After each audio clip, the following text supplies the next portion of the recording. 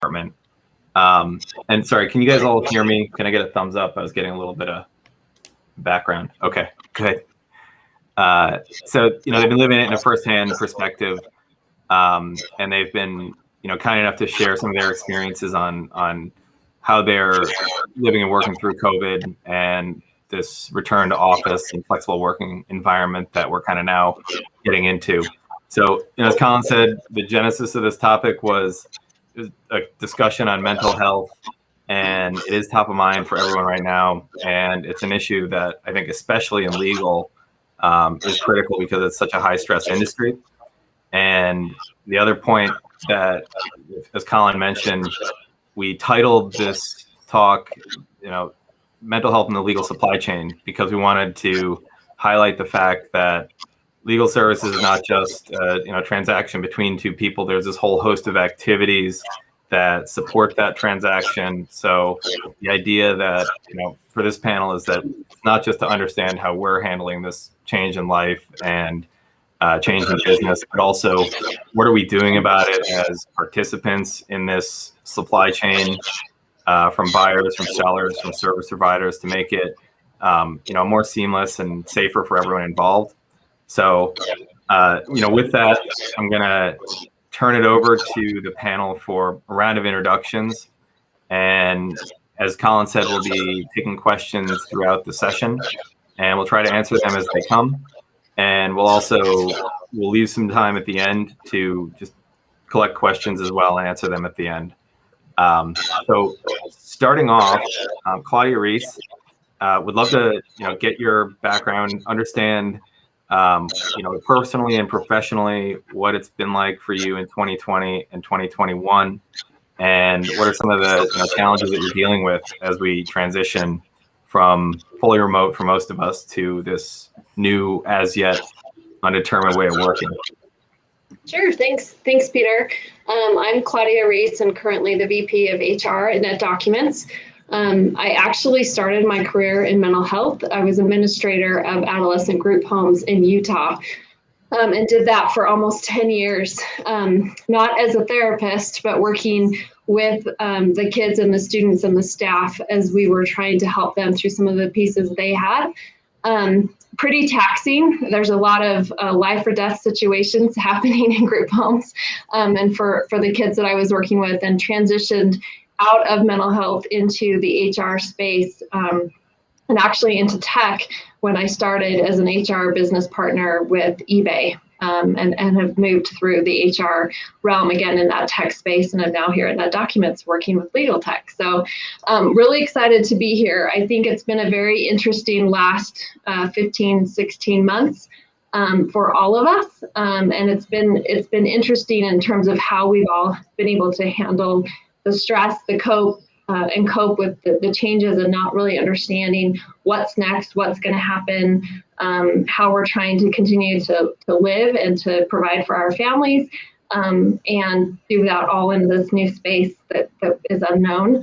I think the biggest takeaway for me so far is really the authenticity that has come out of this space for me in terms of how we interact with each other, seeing each other's backgrounds, seeing each other's kids, dogs, cats, being able to say, it is a hard day for me today, and having the understanding from our coworkers and those around us, because we've all been there. We've had this shared experience in a lot of ways through this pandemic.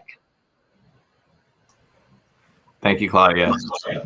Next, I'd like to introduce Chris, the head of legal operations for J&J. Chris, to you, how's the last year unfolded for you, both personally and professionally? Well, personally, I think I was very fortunate in that,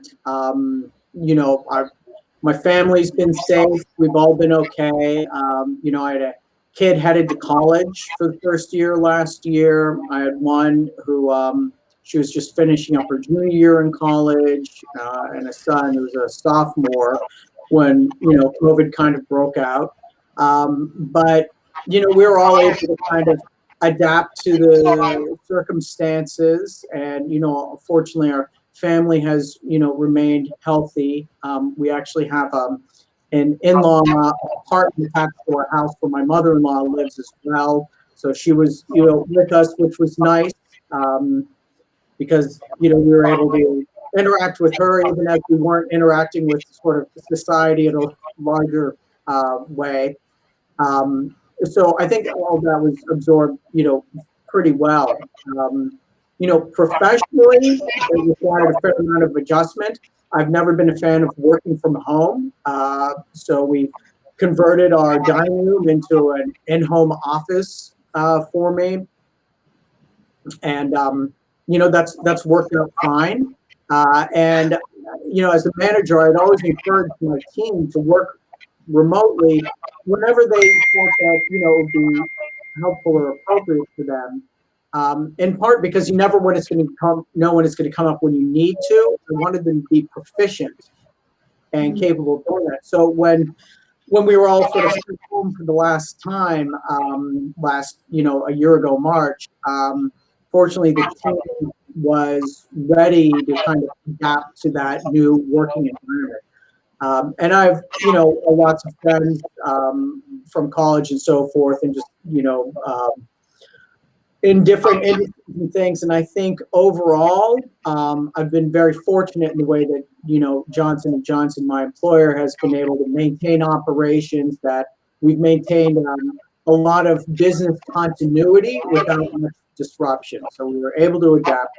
So, and now we're coming back into the office. In fact, I'm back in the office today, seeing people I haven't seen in over a year. And so it's, starting to adapt to the new way of working, sometimes at home, sometimes in the office. But overall, I think I've been pretty fortunate given all that have occurred.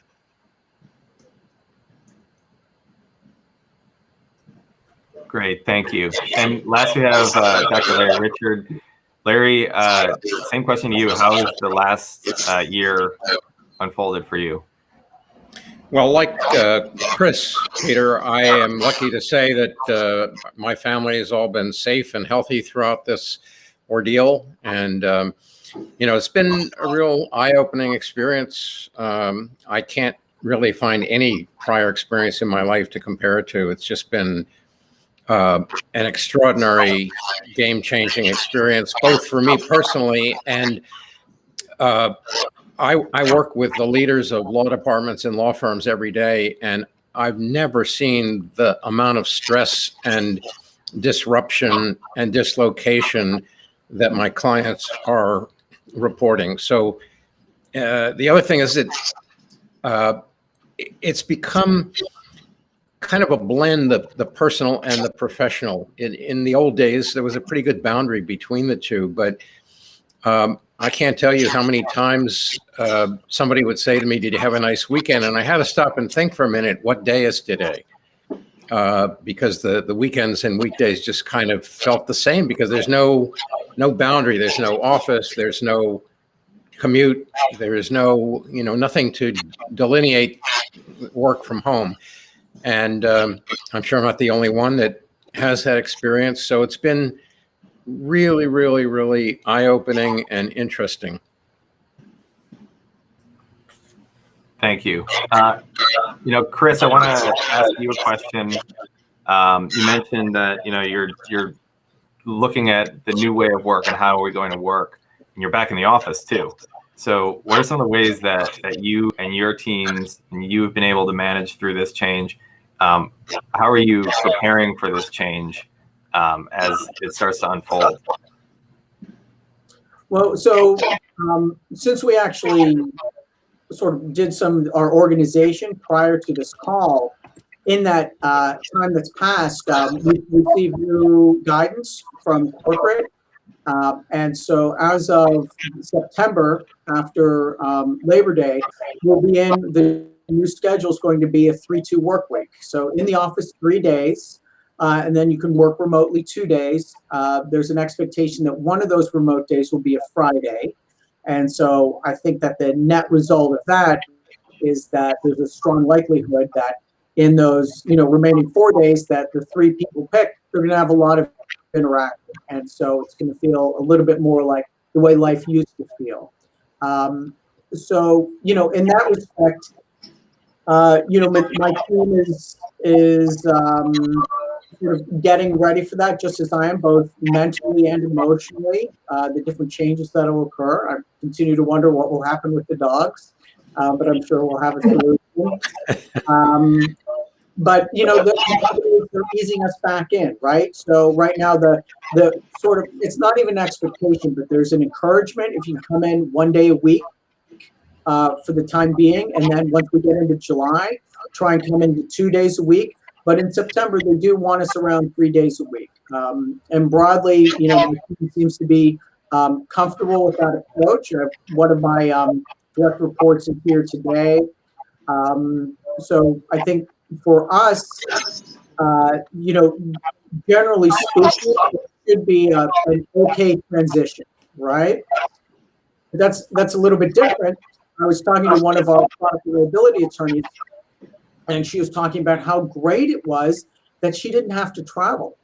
She had been traveling all over the country, more or less nonstop for several years, from one trial to the next, from one meeting to the next, and so forth. And being at home with her family and her kids made a big difference. And she was very clear in that she did not want to go back on the road. And it may be, that hybrid working conditions may decrease that expectation of travel.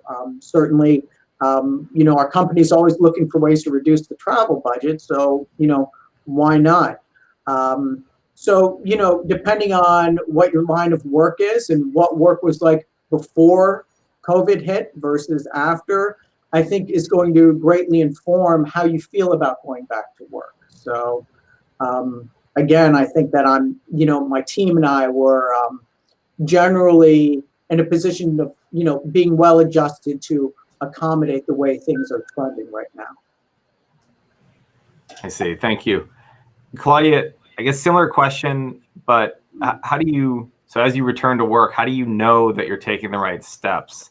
What are you asking, or how are you surveying your team to know that you're approaching the right return to work policies and procedures? Yeah, really good question. Different from Chris's experience. We've actually had some individuals back in the office since July. We started looking at things differently at that point, having teams come in once a month, trying to have some time together. We've had a few teams that have actually come in weekly, in addition to having the pieces of work at home. And we came to those conclusions in terms of being able to start doing that piece back in July based on the surveys we were doing with our employees. There was a lot of communication that started in March. I was doing daily emails from the executive team and the leadership team talking about tips and tricks of how to handle and navigate the pieces our employees were filling at home and missing out on the time, the commute, to Dr. Richard's point about how important that tradition and the routine of what we do in our days, how do we recreate that in a different way at home? And so we've had some good success in terms of having employees back together.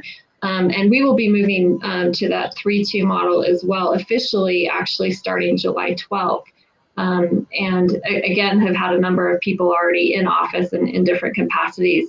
Part of what we have had to do is just make sure that we're open to everyone's opinions and experience on this so far. We have a wide variety of opinions and beliefs about the pandemic itself, or whether or not the vaccine is safe or isn't safe, and is this real, and should we really come into the office, and all of those things.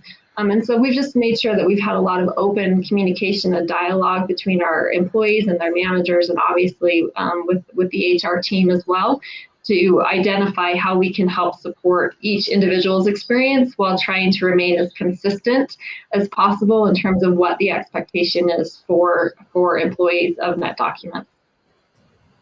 So we've got 2 organizations that are going to this 3-2 model, and it seems like that model, I'm hearing that more and more from organizations, to be flexible. Dr. Richard, you work independently, so you've got a personal experience on flexibility, but also just from the notion of complete flexibility, In your opinion, is flexibility a good thing, or could it cause its own problems, a new set of problems that we haven't really thought through yet? Well, it's really both and, Peter, because certainly flexibility is one of the core things that human beings want. We are all naturally eager to have some independent autonomy, meaning we make decisions, especially meaningful decisions. That's one of the three primary motivators that scientists have identified. But at the same time, flexibility has its limits. And so, for example, we're all about to return from working 100% on kind of remote video to a hybrid arrangement that varies. I mean, 3-2-2 is one arrangement, different days, there can be, there was a Harvard Business Review article. I think it's still the current issue. The cover story was called Getting Hybrid Right. And they talked about asynchronous time. Are you working at the same time that I am? And asynchronous place. Are you working at the office or at home? And those two dimensions, you can form a four-way matrix, and they're very, very different implications depending on what combination of synchronous or asynchronous choices you make in your company. And so there's flexibility in all four of those boxes, but they have very, very different implications. The most important point is that when we have a hybrid arrangement, so if, Claudia, I'm not sure the way your 3-2 works out, but if some people are in the office while others are working from home, you're going to have some people that are in the office that have to pay attention to live human beings and at the same time to video. And they're two very different mental operations, which means that we have more cognitive load, more stress emotionally and intellectually than when we were all working on just video. So that's something that should be factored in as one of the potential downsides of flexibility on top of all the pluses that it offers. Well, and to your point, we've talked a little bit about this because we have employees that are remote and were remote prior to the pandemic. And part of the feedback we received from those employees is how connected they felt to the company all of a sudden, because everyone was doing it the same way. Right. And now we're going back to, we've got an office, we have people in the office, and we've got our remote employees that have always worked from home. And so we're going back to what that looked like, but how do we make sure that everyone still feels connected in addition to the added, being aware of the added stress that it does create in trying to navigate a room of live people and a video. Right. In fact, if I can add one other point connected with what Claudia just said, just yesterday, Harvard Business Review, they have a number of articles that they release on a regular basis online, and the HBR Online came out with an article yesterday entitled Figure Out the Right Hybrid Work Strategy for Your Company. And it's a really, really well thought out article that basically says, when we're talking about hybrid, we're really having three conversations, and they often get mixed together because we don't realize that they're three discrete topics. And one of them has to do with which arrangement is going to be more productive. Another one has to do with which arrangement is going to be most attractive to retaining talent. And a third one has to do with which arrangement is going to be most likely to support the culture and build, this sense of we and, reaffirm all the cultural norms that we prefer. So it's a useful set of ideas to help you tease apart those three conversational themes and have discrete conversations with your leadership teams about them. So to Chris or Claudia, have you thought about it in that way? That's a very interesting way of thinking about it. The productive, the retaining talent, the supportive culture. What were some of your goals as you put together the 3-2 approach? Well, I'll defer to Claudia first, because I certainly didn't help put together the 3-2 approach. I'm just abiding by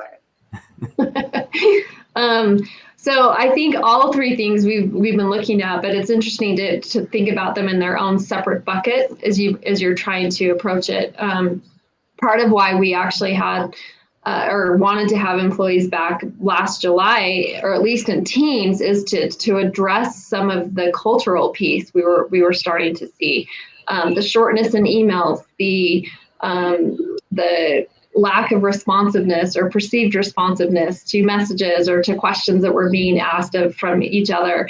And we realized just recently, I hadn't looked at this, but we have actually hired 39% of our employees during the pandemic, our current employees. Wow. And so they actually have not been together in a room or been at our Lehigh office and really experienced the culture that we were driving. And even though we were thinking about it, it was top of mind for me. It was top of mind for the leadership team in terms of how we were trying to send out little care packages or notes or the emails that were being sent. That changes the dynamic of a company's culture when you have everyone starting and you're looking at a screen. It's been interesting as we've been back in the office, and Chris, I don't know if you experienced this today with you being in the office, but we passed people, and I passed people this morning and went, I have no idea who that is. I've seen them on screen, I've talked to them, I'm sure, but even just seeing them in real time, it looks different than a video or a picture that you have. And so we're trying to address, I think, the cultural piece more so right now in terms of over the productivity. I mean, we work hard, everyone's doing their thing, but we want to make sure that we have that sense of culture and connectedness and that we're all driving towards the same goal. Yeah, it's funny in that respect. Actually, it occurred to me that every company should plan that when they sort of go back to whatever the new working model is, to the extent that there is this on-site expectation, you can plan on a day or two of lost productivity, because it's like, oh, you, and then how have you been, and the whole thing, and you turn around, there's another one, and there's another one, and so, and to your point as well, it's a difference between oh you and oh Steve, I remember your name, as opposed to, we met just before I went out and I don't recall who you are, that kind of thing. We have new hires. I met somebody else for the first time who's new to our group. And she was thrilled just to be part of it and very curious as to what are all the other people like in this team, in this group, in this company that she just joined, right? I'm just one sort of anecdote for one data point until we, start to get into the swing, and then she'll flesh out her own experience, whatever that is. But it'll never be the same as, for example, the experience that everybody else had before we went out, right? Because we were all on the 5-day burn and churn thing. And so, there's going to be a little of that too, I guess, maybe the new people versus the old people, just by way of that demarcation of the COVID months or the COVID year. I think all of that's going to play a role culturally, for sure. But there is a palpable sense of excitement and encouragement to see your peers in person. Yeah, I can definitely appreciate that. My experience is I've been remote for 6-7 years now. So what I noticed was that, at least early on, when you're working remote, I felt like there was a higher standard that you had to have with your background, with noise in your house, no dogs barking, no kids running around. And then I felt like that the guard was let down when everybody was now working remote, and it made, I think Claudia used this term, made people more authentic. Do you feel like that, and I'll ask Claudia because she brought that term up. Do you feel like that happened, and do you feel like that's going to sustain as folks return to work? I hope so. I think we spend a lot of time with our coworkers, and we spend a lot of time at work, and we should be loving what we're doing, and it should resonate with who we are and what we believe in. And I think some of the pieces that we're seeing right now across the board, our employees have had time during this past year, 14, 15 months, whatever it is at this point, to really think about that. And does my company align with the values that I have and who I want to be and what I want to do and where I want to go? And if it doesn't, they're not necessarily going to stick around. They're going to find that company that does better fit alignment, whether it's they have the flexibility to be remote from a work standpoint, but also, are the goals and things that they're doing as a company resonating. So I hope it does. I think it will. I think it's given a different way for all of us to interact and really get to know each other. Coming from a mental health background and working with adolescents, I set really strong, big walls and boundaries in terms of how I interacted with those kids. You have to connect and relate, but there was a very little that people knew about me, and I approached HR in the same way, and that has completely changed.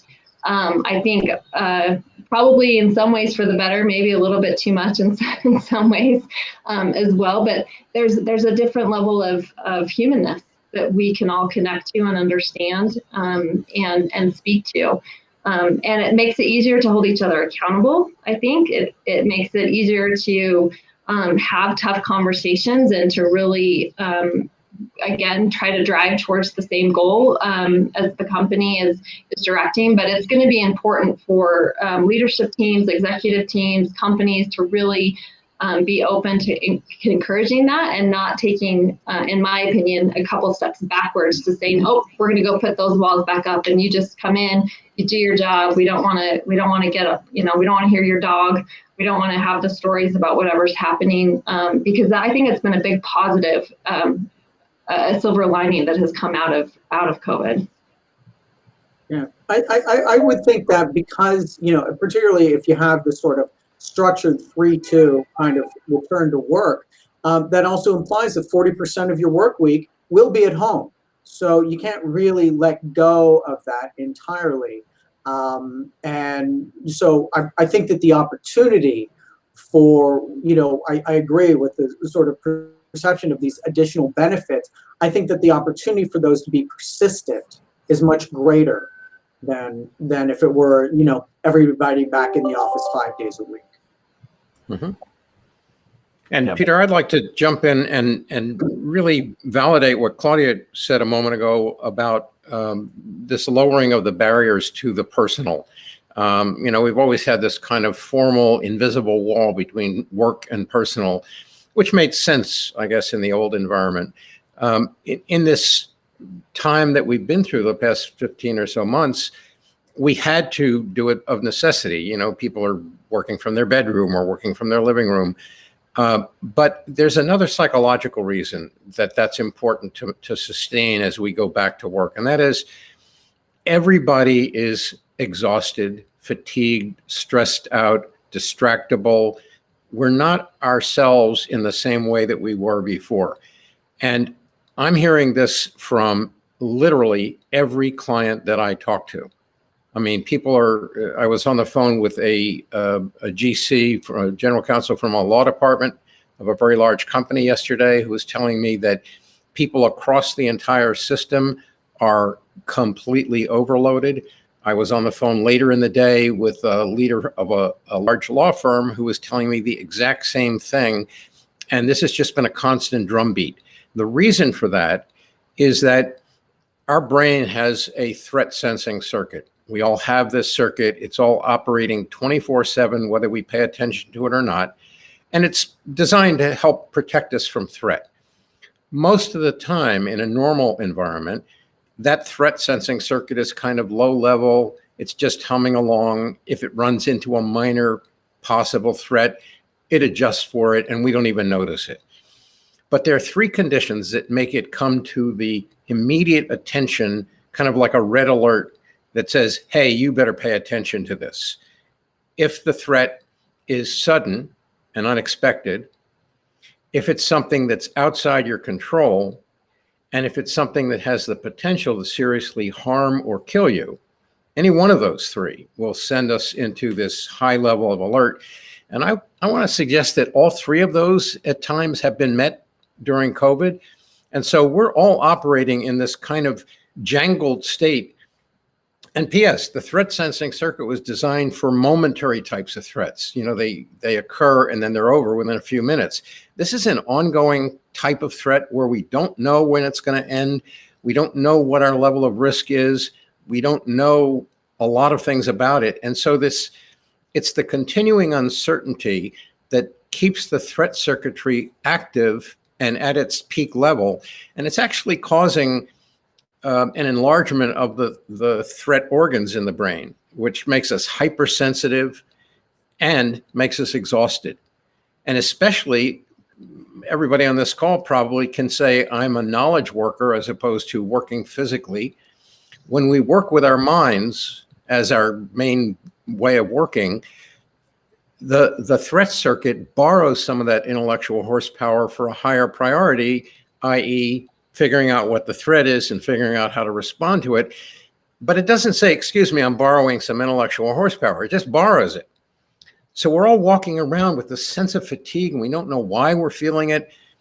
I mean, a personal example, I exercise on an elliptical every morning, and I used to read a book, you know, 1 or 2 books a week. I'm a voracious reader, and I just read and read and read while I'm exercising.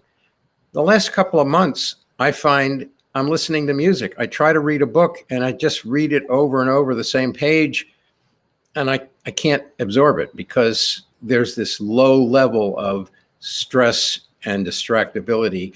And I think most of us are feeling some variation of that. So the solution includes, more than anything else, social connection. What the research tells us is that when people have strong, vulnerable, emotion-based connections with other human beings, it fortifies us. It gives us the solidity to overcome life's bumps. And what Claudia was saying, this idea of lowering the barriers and being more human, while it's vulnerable and therefore a little scary for some people, it also is the gateway into this, to activating this social connection piece. And so I think it's really, really important that we keep those barriers lowered and we start getting comfortable being more human with each other, just if for no other reason than as a way of protecting ourselves from the psychological onslaught that we're all facing. I think the other thing that I just was thinking of listening to you speak, Dr. Richard, is that right now you're saying, you know, you're having this response and not able to read, you're experiencing some additional stress or whatever that piece is for you. And it's one of the things I've been thinking a lot about because we've all experienced this process and going through it a little bit differently, even though it's been a shared experience. So from a personal experience for me, my partner actually, COVID hit, she was like, this is great. I'm going to work from home. She got up, she showered every day. She was on camera. She was ready to go. Everything was groovy. Well, she is having the hardest time right now getting readjusted, trying to figure out how to do it. She's like, I'm over it. I don't want to focus on this anymore. I'm just exhausted. I'm tired. She's calling it reverse COVID. She's like, everyone did the pajamas and not showering at the beginning. She's like, I'm doing it now. But we all have that in some fashion, right? And she hasn't been back to the office. Their work has not done anything around preparing them for being back to the office. And a message went out a couple weeks ago. They'll all be back July 1st. And she's like, wait, what? We haven't even prepared. We haven't even prepped. We haven't really talked through this. And so she's now trying to adjust. And we had already had a conversation when I started coming back a couple of days a week, because I've been doing this since July, so almost a year. And it was like, you can't do that. That's really scary. We worked through it. Well, now she's doing her own internal kind of assessment of what does that mean for me now that I'm going to go back and see coworkers. Like, I'm excited, but I'm super nervous about it. You know, I just got my head wrapped around you going or the kids being back in school or whatever those things are. And so again, even though we've had this shared experience, we've had it at different places, right? Some delayed or maybe it's happened a couple of times where the pajamas and not showering has, you know, kind of gone through this little loop across the last period of time. Yeah, these are really great points. We in my household, we're calling it languishing. So like, I'm not depressed, I'm languishing. So, but it all speaks to it, I think. And I wonder, so we actually have a good question here on the chat of what tips you can provide on staying vulnerable, staying approachable and open while still having that level of professionalism, either as you remain in remote or as you return to work. So I'm glad to start us off on that, Peter. I think you can think of this as a gradation. It's not an all or nothing. It's more of a series of gradations. And the simplest thing is just to share personal things that are things that you would share with friends, as opposed to deeply private things that you'd never share with anybody, things that you'd share with friends, and you just extend a little bit the range of people that you would share them with. So you share them with workmates where you might not normally. And it could be as simple as, what did you do over the weekend? Or, you're thinking of moving, or you have some issues going on with family members. Those types of, quote, relatively safe things are an easy way to start. No one is suggesting in this call that you should bare your soul to strangers. That is scary for anybody and unnecessary. But the main thing here is that it's not what you share, it's the idea that when I'm interacting with you and you take a step towards closeness, you do something that lowers the barrier. It's relative given a given relationship. So you and I may have a formal relationship, and for that, just telling you that I went exercising in the morning might be an approach closer than I normally give you. Whereas if two people are good friends, sharing something more vulnerable signals that same kind of lowering of barriers. So it's a relative thing that you have to gauge with each relationship that you're in. Thank you, Larry. When Colin and I started talking about this topic and we wanted to raise this topic, we thought about not just, we want to know how people are managing through this change from, the corporate side, from HR, from an intellectual side, but also we wanted to understand, is there a way that we could measure that this is working or that things are going okay? And, I think about it from, your own company, but then also the law firms that provide you your services. So, starting from a company side, Chris, are you measuring success of returning to work, or is your company measuring it? How are you making sure that this change is working? So I'm unaware of, for example, any like KPIs around like return to work per se. I'm sure that somebody has something in mind, but since we aren't fully in the swing of things yet, that still remains to be seen. I know for myself, I think that one of the most important things is keeping a robust feedback loop, with your team, your colleagues, so that they are both encouraged as well as engaged in terms of letting you know where they are. And you should be doing that, I think, as a manager, checking in proactively, while also maintaining that sort of channel of communication, that if somebody sort of enters into it, right, if somebody reaches out to me, that I am fully aware and engaged with them about whatever it is that they're talking about, so that they feel like that they're being heard, right?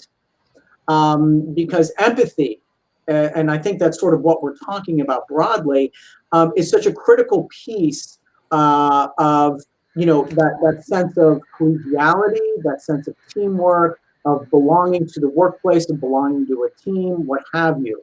And so I think you really do need to lead with empathy, and ideally enable whatever kinds of channels of open communication there are that helps to promote that. So I think that that's sort of a core aspect of how we would navigate successfully, right?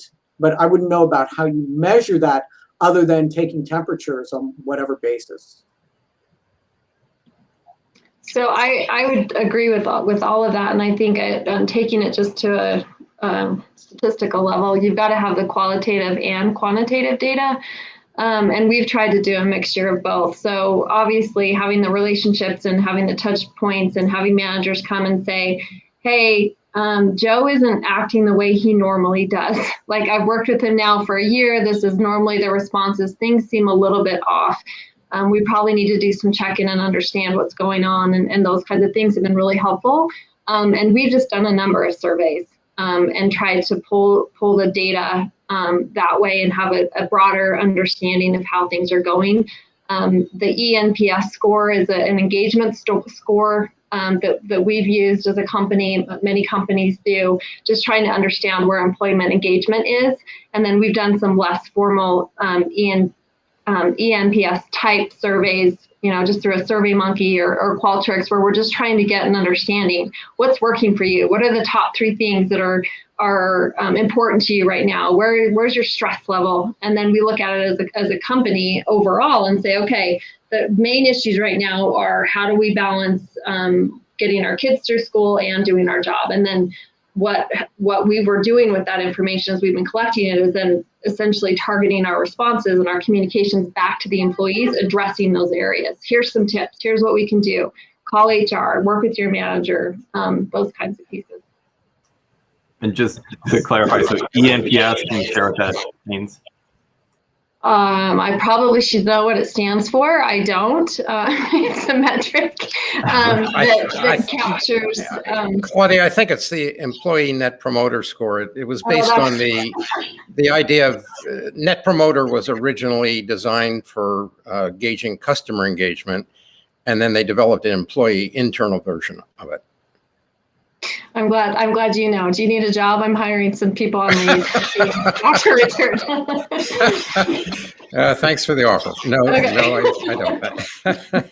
So that's a good way to measure, yourselves, your companies. I know we talked briefly about this when we were preparing, but is there a way to also measure your firms either through that same score or your providers through that same score? Or is there not a number that and a metric that can work because it's so new and we directionally don't know which way it can go? Like, for example, if you're measuring your firms on how many days per week they're allowing flexibility, Dr. Richard, you said that's not necessarily some people don't want that kind of flexibility to have remote work. But I'm throwing this out to the group. Is there a metric to measure of your providers and hold them accountable to it to know that they're, helping their employees return to work well? Yeah, I don't know of any measure. I mean, the ENPS is a very good measure for engagement. For accountability purposes, I think if it were me, I would fold that into an expanded checking in process. Leaders and managers need to do more checking in post-pandemic than we were used to doing beforehand. Whatever that level was beforehand, there's a much greater need to check in with your people. And I know that adds, additional to-dos to an already overfilled dance card, but it's so essential that we have that human contact and we check in to see not just how are you doing with your work, but how are you doing as a person. And in that same conversation, it's almost organic that you'll find out about whether the person is accountable for the things they said they would. I think we just lost Professor Richard. Chris, can I ask you a similar question? Your legal department measures is extensive with their legal metrics, measuring, all of their outside providers on a variety of different metrics. And we talked about this as from a diversity perspective, for example, measuring values around that. And there's a direction that those metrics can take. are you planning on measuring anything from a mental health perspective, be it from a how the Net Promoter Score, even just hours being worked, something simple to benchmark against your firms, or do you again feel like it's too soon to tell what the right answer is from a mental health measurement standpoint? Yeah, so that's an interesting question. So even with respect to other kinds of initiatives, whether we're measuring firms on wins and losses, on rates for negotiations, on diversity, at the end of the day, when we retain outside counsel, it's really a relationship between the attorney and the law firm. And so generally speaking, our initiatives start with our own attorneys to say, here are our values. And now we want you to make sure that you're expressing these values to outside counsel so that they can sort of conduct themselves accordingly, right? So at this time, I'm unaware of any directive for our attorneys to engage with outside counsel in around that whole sort of area of let's just call it sort of mental health and wellness, right? But I also know that that's a critical aspect to our own attorneys, because the partnership that we have with outside counsel, we rely on them to sort of walk hand in hand with us. So if I'm thinking about litigation, right, and protecting the company. And so, we need for those firms to have their attorneys functioning at high capacity, right? But that doesn't, but if they, that can easily lead to sort of counterproductive outcomes. So if you're functioning at high capacity at the expense of your own sort of health and well-being, then that's not sustainable. And then that's going to somehow evidence itself, whether attorneys start leaving the firm, whether you start getting, results or performance from your law firm that's not satisfactory, those kinds of things. So on some level, there has to be an understanding and a level setting by the attorney about those expectations so that it is sustainable, because we want our partnerships to be long-term. That's the way you have long-term success. So, that's a very long-winded way of me saying, as far as I know, there's no formal policy, but it is my expectation that our attorneys are sensitive to that in the same way that our company is sensitive to it with them as employees, and that they would then project those same values externally. Oh, thank you. And I know we've got about 10 minutes left, and we wanted to have a few minutes for questions. First off, I want to thank Chris and Claudia and Dr. Richard, who shall hopefully join us back soon. But if not, I have really insightful thoughts from him as well. I think we had a question that we may have seen earlier.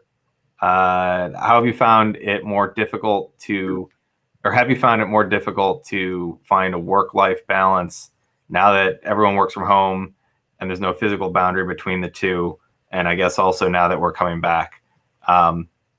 Chris, do you want to provide any thoughts on that? Yeah, I mean, well, I'll be honest that when the sort of return to work, the 3-2 policy was announced about, I guess, 10 days ago or so, I've had a certain level of anxiety. I've felt it go down a bit, and certainly getting into work, like once I'm here, I feel okay. But the act of getting ready to leave home, of scheduling myself, like what chores need to be done, what needs to be in place for me to leave home to then get to work, that's an entirely different sort of set of activities that I've had to engage in for 15 months. And at the same time, my wife, she got a new job. And so her schedule is different. And it was easy for me to accommodate working from home. She calls me a stay-at-home dad. And that's really worked out well. But now I'm not going to be that same stay-at-home dad. So how we accommodate that, I haven't been in this position before. So just the newness in and of itself does create a certain level of anxiety. And so just sort of coping with that and being honest about it too, I think is an important element to making this return to work successful, right? When we talk about our authentic selves, the whole sort of stiff upper lip or that's the new policy, get with the program, that's really not going to pass muster. So I think that, you just have to continue that dialogue. And even there, for example, these check-ins, we're going to, we have these with my team every Wednesday. There's an email that goes out to my local team as well as just a broader group of colleagues. That's all non-work related. It's just kind of fun nonsense. And I have a regular Zoom call for those same people every Thursday at lunch for whomever wants to join, just to talk. And that's what the whole purpose was I acknowledge that, we all work together, but we also have lives. And so join in if you feel like joining in, just to connect with the people who you know and who know you, and to share that way in essentially an authentic, open forum. And so promoting and maintaining that kind of culture, I think is being focused on that, right? The importance of maintaining that. I think that's the thing you really don't want to lose in this return to work. You can't just, that was fun for 15 months. I'm going to go back to doing what I used to do. I don't think that that's really the kind of shift that's going to lead to, overall good results.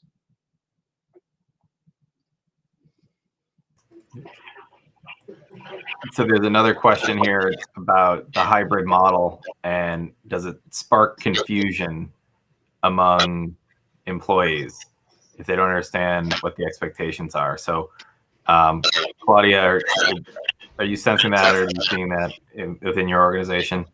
I think there is some confusion, and probably will be confusion as we continue to try to do this together. Dr. Richard alluded to the fact that we need as humans to have the security, and the hybrid model, while it sounds really nice, does create some additional insecurity of not really knowing what it's supposed to be or how it's supposed to be navigated. And I don't necessarily have the answer yet in terms of how do we do this, because it's easy to say the expectation is you're working 8 to 5. It's not as easy to say, okay, you have a lot more flexibility. You just need to get your job done, make sure you're available for your team, based on whatever your manager's expectations is. And your manager may have a little bit of a different expectation than the manager next to you. And so we're still trying to sort through all of those pieces. We'll be talking actually with the team this week, with the company this week, about our return back to the workplace and really moving to this post-COVID work model. And I'm sure there will be a lot of questions.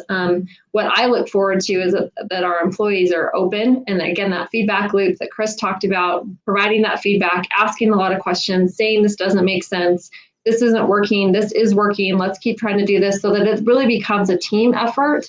And it's not just something that's being dictated from HR or from the executive team of this is the way it's supposed to be, because I don't know. I'm doing this alongside everyone else at the same time. I've got my ideas of what I think will work and how it should work, but it may not be where we actually end up and land. But being sensitive to the fact that insecurity and not really knowing will create that confusion and added mental stress for a little while as we're trying to move into this next place. I mean, going into the work from home and saying everyone's done, get out of the office and stay home and do your thing. There were some components that were difficult, but at least everyone knew where they were and how that was supposed to look. And we've got some new challenges with this next phase. Yeah, I think, and something we haven't talked about in terms of metrics is the attrition. So I've seen articles coming out recently around what's going to be the post-COVID attrition, whether it's changing jobs to retain jobs because the market is different, or because of some of these policies that are going to affect your organization and how you're coming back to work, and then you're trying to seek the role that fits the lifestyle that you've created over the last 18 months. So I think that's another measurement that we need to keep in mind. Absolutely. So I'll ask Colin our host has asked a question. This week, the CEO of JP Morgan is looking for employees to be back in the office 5 days a week, insisting it drives better production. Are we delusional to think that we'll be able to have a hybrid long-term model? Question of the panel. And then I'm going to mute, and Colin, we'll pass it back to you after we answer this question. I'll go first. I think Jamie Dimon is delusional for thinking that is a good long-term policy. That's what I think. The fact is people have learned. I thought personally that I had to be in the office to be an effective employee. That was just my mindset. I never challenged it. I didn't need to. That's just what I did. It's always in 5 days a week, whatever. And I learned that wasn't the case. So I now have more information. His employees now have that same information, and they're going to react differently on a case-by-case basis. I would expect that turnover, let me put it, I'll bet Claudia doesn't want to be in the HR department at JP Morgan right now. That's a fair assumption, Chris, but because it doesn't align with my personal values and understanding of where we can be going forward. So it would not be a place I would choose to go join. Perfect answer. Chris Potter, thank you very much. This is brilliant discussion. Peter Eilhauer, thanks for moderating, sir. Claudia Reese, that was brilliant. We lost Dr. Houdini. He disappeared on us.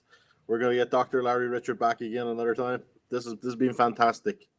I just want to say thank you for Netdocuments today for making this happen. And thank you for Epiq for making this happen as well. I do have an offer before everybody goes away from Netdocuments. Check out Netdocuments/wellness. They're sign up, reserve your complimentary wellness kit. There's going to be a book in there on practicing mindfulness, de-stress, bath salts, and sleep well essential oils. Netdocuments/wellness. Again, I want to thank all the panel for being here today, for participating. Dr. Larry Richards back. I was calling you Dr. Houdini. Do not disappear and act, but I appreciate it. This be. Can you guys hear me? You, Doctor, since you missed out on the. Can you hear us? Hello? Yeah, we can hear you, Professor. You can hear me, Peter? We can hear you loud and clear. We can hear you. Can anybody hear me? Yep. Thumbs up. Okay, this is. He showed up to get his swag bag. That's why he's here. Perfect. No. Just want to say thank you very much again, everybody. Thanks for the attendees. Follow up with the recording. Now consider three things. First of all, the way the mind fills in the gaps. The second is how it goes down what's ambiguous. And the third we'll end is on that note.